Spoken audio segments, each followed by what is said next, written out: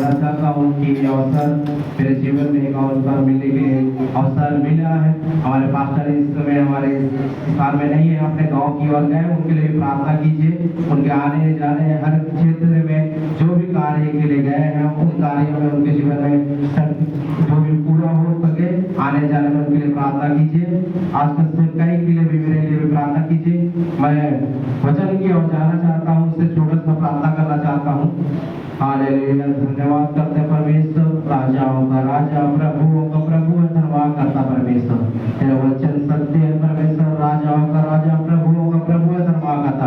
वो परमेश्वर तू हर चीजों को तू परमेश्वर तू जागृत करने वाला परमेश्वर है। परमेश्वर अपनी महिमा को प्रकट करने वाला परमेश्वर है। अंतिम दिनों में हर एक चीज को दिखाने वाला परमेश्वर है। परमेश्वर एक लोगों को बोलने की सामर्थ्य देने वाले परमेश्वर। जो भी वचन बोलूंगा परमेश्वर वो मेरा शुद्ध ना होने पाए परमेश्वर। तू परमेश्वर पवित्र आत्मा के सामर्थ्य द्वारा मेरे जीवन में तू अगुवाई करना। छोटी सी विनती यीशु नाम से मांगता हूँ। Hallelujah, hallelujah. मैं आप लोगों के सामने एक छोटा सा वचन बोलना चाहता हूँ। लूका उसका 10 का 38 से 42 कोई पढ़ने की सहयोग करे। लूका 10 का 38। जब वे जा रहे थे तो वह एक गांव में गया और माता नामक एक स्त्री ने उसे अपने घर में उतारा। मरियम नामक उसकी एक बहन थी और प्रभु के चरणों में बैठकर उसका वचन सुनती थी। परंतु माता सेवा करते करते घबरा गई और उसके पास आकर कहने लगी, हे प्रभु, क्या तुझे कुछ भी चिंता नहीं की? मेरी बहन ने मुझे सेवा करने के लिए अकेली ही छोड़ दिया है। इसलिए उससे कहे कि मेरी सहायता करे।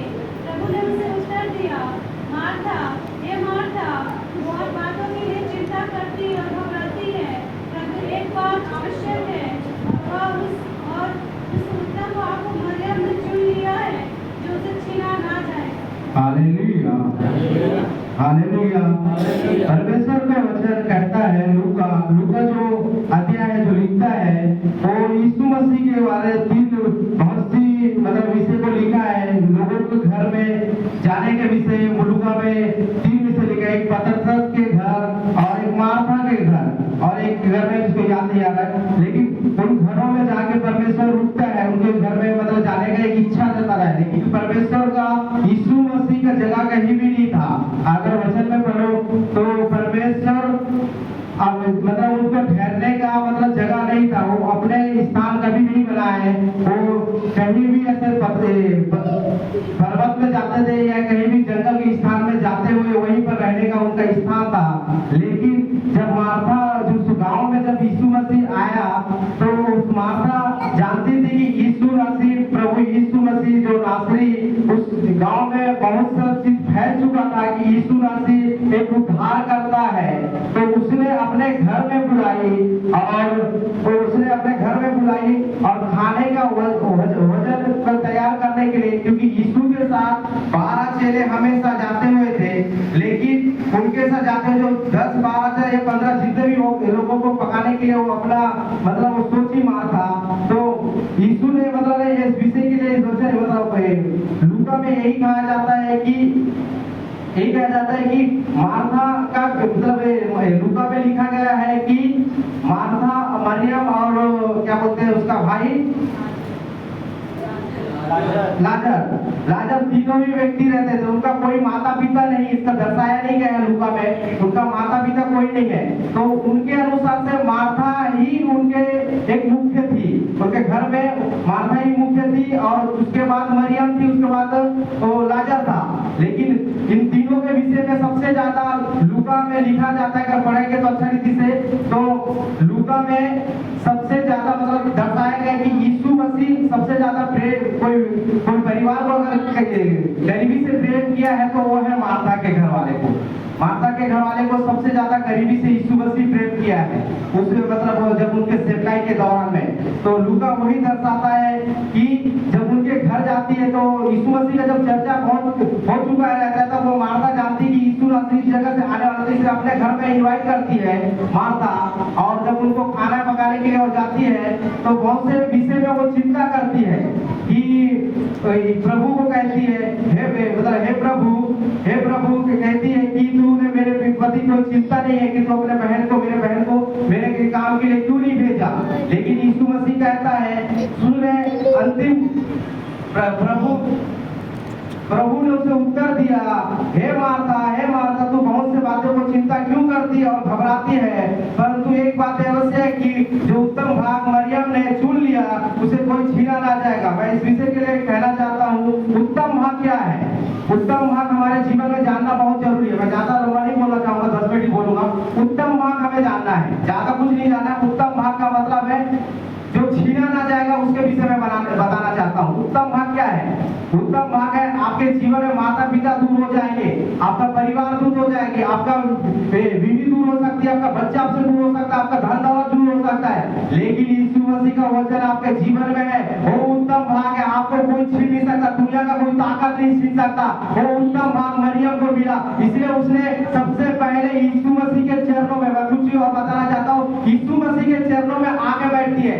उस समय अगर यहूदी के पत्री को पढ़ा जाए, यहूदी के जो बुक को अगर कोई पढ़ेगा, मैं पास्टर सुना है पास्टर से, यहूदी का अगर बुक को पढ़ा जाए, कोई लेडीज किसी के आदमी जाके पैरों के नीचे आएगी तो उसको घृणा से दिखा जाएगा। मतलब कहा जाए तो स्त्री को सबसे ज्यादा धन्य का विषय बोलना है, यीशु मसीह के विषय, यीशु मसीह को धन्यवाद सबसे ज्यादा स्त्री लोगों को देना है, क्योंकि यीशु मसीह उन दिनों यहूदी के द्वारा स्त्री लोगों को वो सौभाग्य दिया है कि यीशु मसीह के चरणों में आके बैठने का सौभाग्य जिंदगी दिया है। यही चीज को हमको जानना है। सबको एक समान दिया है परमेश्वर, लेकिन स्त्री लोगों को सबसे ज्यादा धन्यवाद परमेश्वर यीशु मसीह को देना है, उस सौभाग्य का जीवन दिया है। इसी प्रकार हमारे जीवन में हमारे बच्चा कितना पढ़ रहा है, आज पढ़ाई में क्या है, हमारे घर नहीं है, हमारे पास नौकरी नहीं है, चाकरी नहीं है, सबसे मेन है कि यीशु मसीह उत्तम, मतलब मरियम ने वो उत्तम भाग को चुन लिया। तो वो विषय को हमको जानना है कि उत्तम भाग ये है कि यीशु मसीह के चरणों में बैठना है। आज के जमाने में बहुत से लोगों के पास समय नहीं है, बहुत से लोग कलीसिया के लोग भी बहुत से ऐसे कलीसिया भी है, बहुत से लोग हैं कि हम कलीसिया के लिए बहुत काम करते हैं, लेकिन यीशु मसीह के चरणों में बैठना नहीं चाहते। आज के दिनों में पहले और भी प्रचार किया था कि परमेश्वर ने, आज का समय है और 8:20 होने वाला है, ये 8:15 दोबारा नहीं आएगा। समय सबसे पहले महत्वपूर्ण दिया है। मैं हमेशा एक चीज पर बोलने का विषय है, उत्पत्ति से आपको प्रकाशित तक हर चीज का समय निर्धारित करके गया है यीशु मसीह, समय सबसे निर्धारित है। इसी प्रकार इस समय हमें यही सोचना है कि हमें यीशु मसीह के चरणों में बैठने वाला व्यक्ति होना है। सबसे उत्तम भाग मरियम इसीलिए पाएगी, यीशु मसीह के चरणों में एक एक आदमी, एक एक व्यक्ति बैठने का समय निकाल के, यीशु मसीह के चरणों का मतलब है यीशु मसीह के उपस्थिति में बैठना है, यीशु मसीह के उपस्थिति में उसके वचन को मतलब मनन करना है अपने जीवन में, व्यक्तिगत के जीवन में, उसके जीवन में मनन करते हुए यीशु मसीह के चरणों वही है। उन दिनों वही चीज है कि इतना यहूदी लोगों के सदा, मतलब इतना नियम और कानून रहने के बावजूद भी मरियम उसके चरणों में बैठती है, यीशु मसीह के चरणों में बैठ के उसके वचन को सुनती है, सब वस्तु को छोड़ के। आज हमारे जीवन में बहुत से काम के विषय है, बहुत से समस्या के विषय चिंता करते हैं, काम के विषय चिंता करते हैं, बच्चे लोगों के विषय चिंता करते हैं, हमारे बीमारी के विषय में चिंता करते हैं, लेकिन उत्तम भाग को हमारे जीवन में पाना है। मरियम ने जैसा उत्तम भाग को पाया, उसी प्रकार एक एक व्यक्ति उत्तम भाग को हमारे जीवन में पाना। आज देखिए दुनिया बहुत भाग दौड़ में है, लेकिन हमने उत्तम भाग को जिसने पाया है वो धन्य व्यक्ति है। एक एक व्यक्ति उत्तम भाग को पाना है, जैसे मरियम ने एक उत्तम भाग को पाया, जैसे मार्था का भी विषय भी लूका में कहा जाता है कि धन्य व्यक्ति है। क्यों धन्य व्यक्ति है?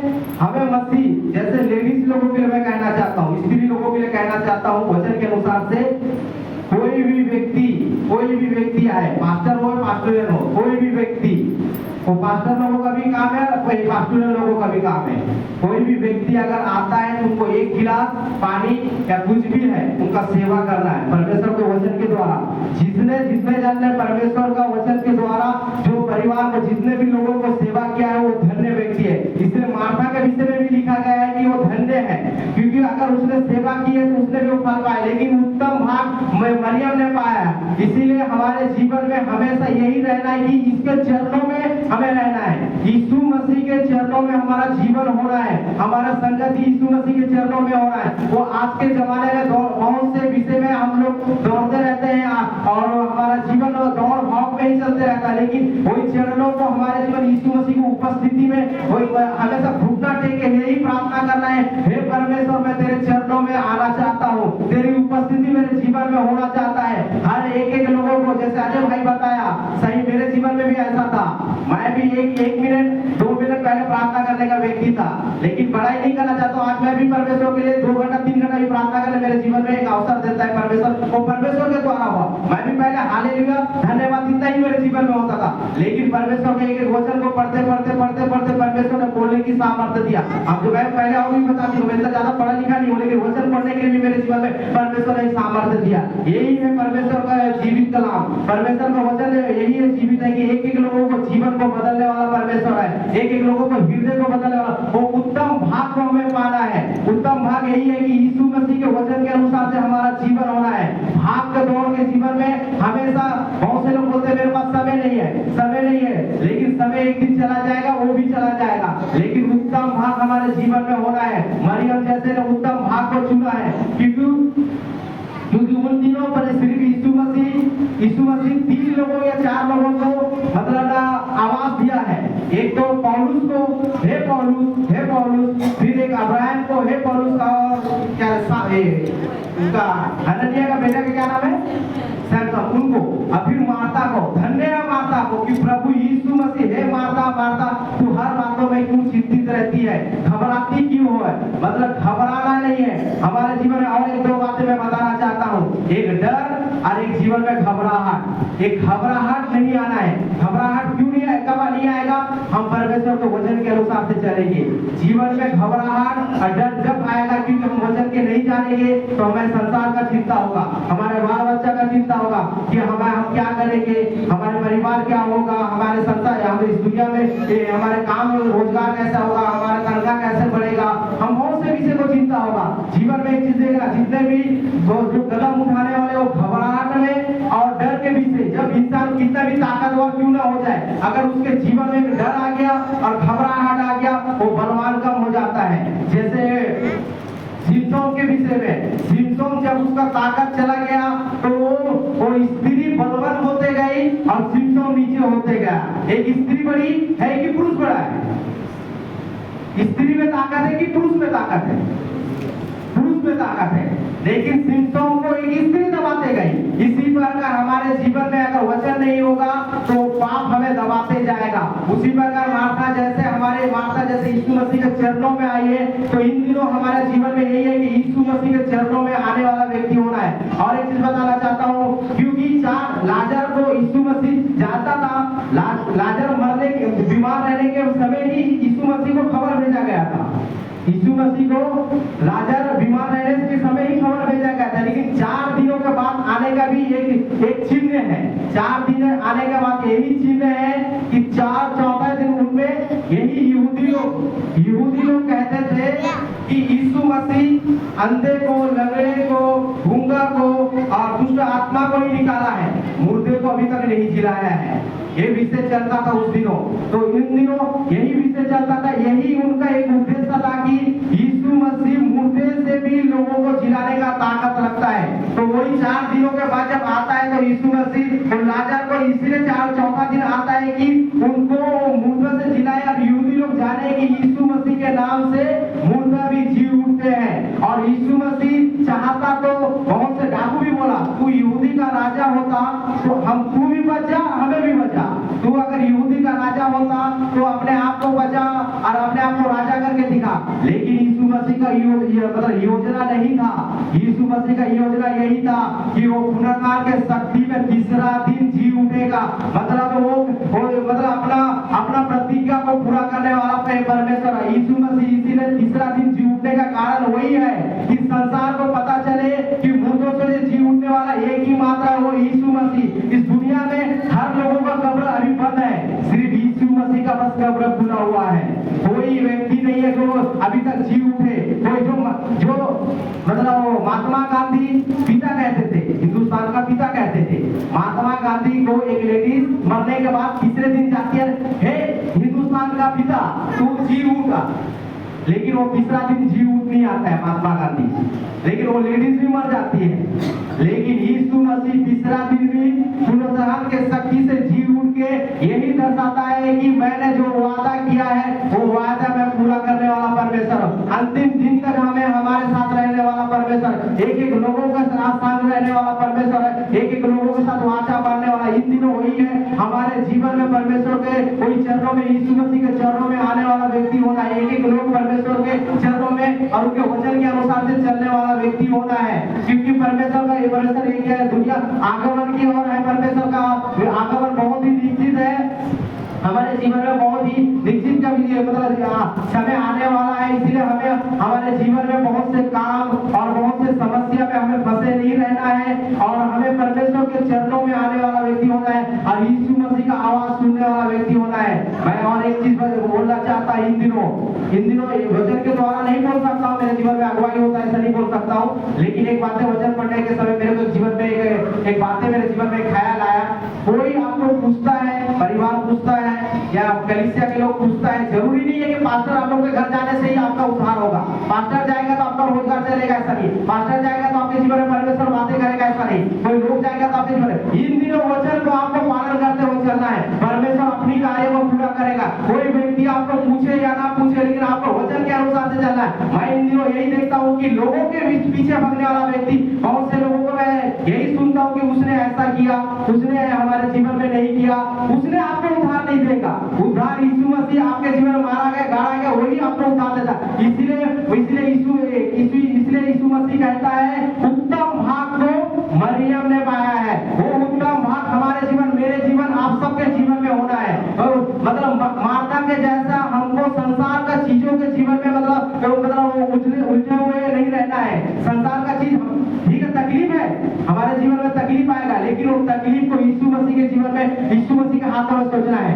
भजन संहिता उसके 21 अध्याय में 121 अध्याय में कहता है, भजन संहिता 121 अध्याय में कहता है, मैं अपनी आंखें पर्वत की ओर लगाऊंगा, मुझे सहायता कहां से मिलेगी? मुझे सहायता यहोवा की ओर से मिलता है, जो कभी सोता नहीं ना कभी उगता है, हमेशा जगने वाला व्यक्ति है। कौन है? परमेश्वर प्रभु यीशु मसीह हमारे लिए जगने वाला है। हमको अच्छा से सोना है, खाना है और उनके चरणों में, उनके वचनों के अनुसार से रहना। हमें हर चिंता को करने वाला परमेश्वर खुद हमारे संग है, वो हमेशा जगने वाला, हमारे हर चीजों को वो जानने वाला परमेश्वर है। एक एक लोगों का जीवन के बारे जानने वाला, लेकिन परमेश्वर ने अपना वायदा इसीलिए दिया है। मैं और भी पहले भी बताया था, परमेश्वर चाहता तो एक बोली में सब उद्धार पा सकते थे। जब वो कहता है कि उजियाला हो जा तो उजियाला हो गया, तो पापी लोगों को कहेगा तो एक बार में क्या उद्धार नहीं पा सकते? उद्धार पा सकता है, लेकिन परमेश्वर ने अपना प्रतिज्ञा और अपना वचन को पूरा किया कि मेरे बेटा और मेरा बेटी मेरे वचन के अनुसार से पालन करते हुए स्वर्ग राज्य में जाने वो योग्य बने और स्वर्ग राज्य में प्रवेश करे।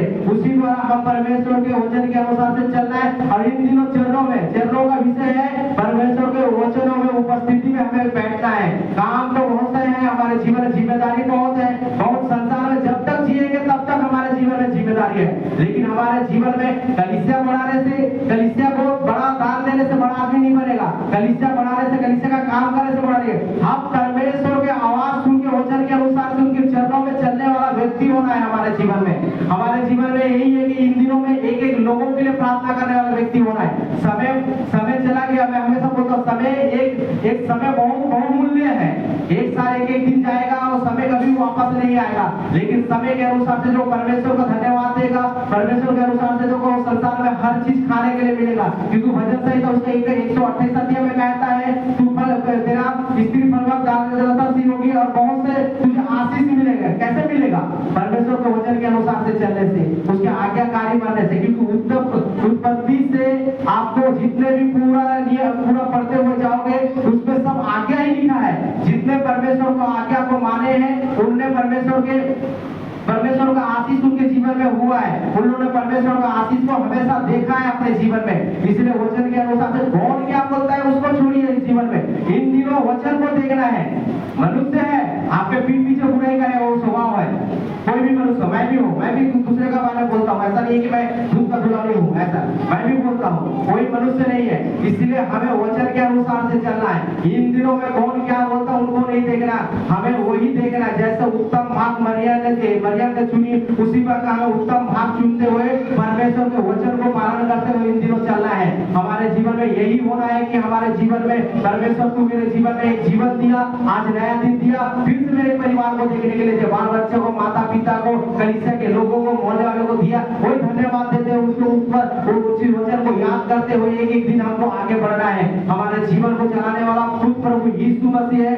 उसने हर समय जागने वाला परमेश्वर है, हमें नित्य देखने वाला परमेश्वर है, हमें हर परिस्थिति में हमारे जीवन में हमारे संग रहने वाला परमेश्वर है। ऐसा नहीं है कि वो ना छोड़ने वाला परमेश्वर है, वो दुनिया का अंत तक हमें हमारे संग रहने वाला परमेश्वर है। एक एक लोगों के संग रहने वाला, एक एक लोगों के साथ वो चलने वाला। आप सोओगे तो सोएगा, दौड़ोगे तो दौड़ेगा, आप मतलब गाड़ी में जाओगे तो गाड़ी के संग चलने वाला परमेश्वर, हर एक समय आपके साथ रहने वाला परमेश्वर है। वो परमेश्वर है मतलब वचन आपके साथ है, मतलब परमेश्वर आपके साथ है। वचन को पालन करते हुए ही हमें जीवन आगे बढ़ना है, क्योंकि वचन हमेशा हमारे जीवन को एक नया एक बल देता है, नया ताकत देता है। इसलिए हम परमेश्वर के वचन को पालन करते हुए और उसका आज्ञाकारी होते हुए चलना है। इन दिनों हमारा यही सोच होना है, जैसे मरियम ने उत्तम भाग को चुना, उसी प्रकार हमारे जीवन में उत्तम भाग को चुनना है। हमको नहीं देखना है कि कितने लोग आए उनके लिए खाना बनाना है, कितने लोग कार्य कर रहे हैं, वो सब वस्तु हट जाएगा, लेकिन उत्तम भाग को हमारे जीवन में चुनना है।